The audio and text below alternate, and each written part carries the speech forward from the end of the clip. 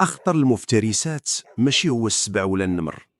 أخطر المفترسات هو الإنسان ملي كيقرر يصطاد إنسان بحالو، حيت في التنفيذ ما كيبقاش القانون وما كتبقاش الرحمة، كيبقى غير سؤال واحد: شكون غادي يعيش وشكون غادي يموت.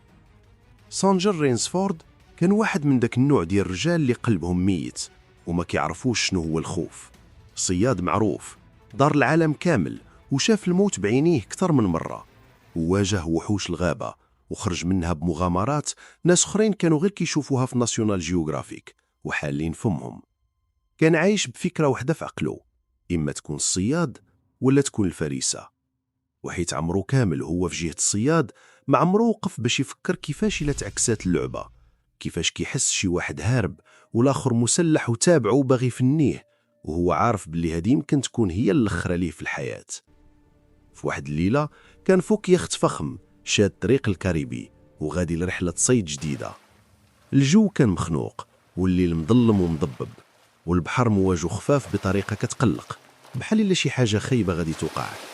وكان معاه صاحبه كيهضر ليه على جزيرة كتخلع، البحارة كيخافوا حتى يجبدوا سميتها، كيقولوا عليها جزيرة مقبرة السفن.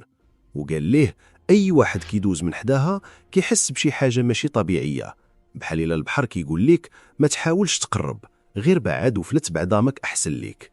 ولكن رينسفورد ما عطاش ديك الهضرة حتى قيمة، حيت بالنسبة ليه الخوف غير عادة ديال الضعفاء، وهو ما كانش كيشوف الحياة بهذه الطريقة، كان كيشوفها غير بمنطق واحد: القوة، الخبرة والعقل.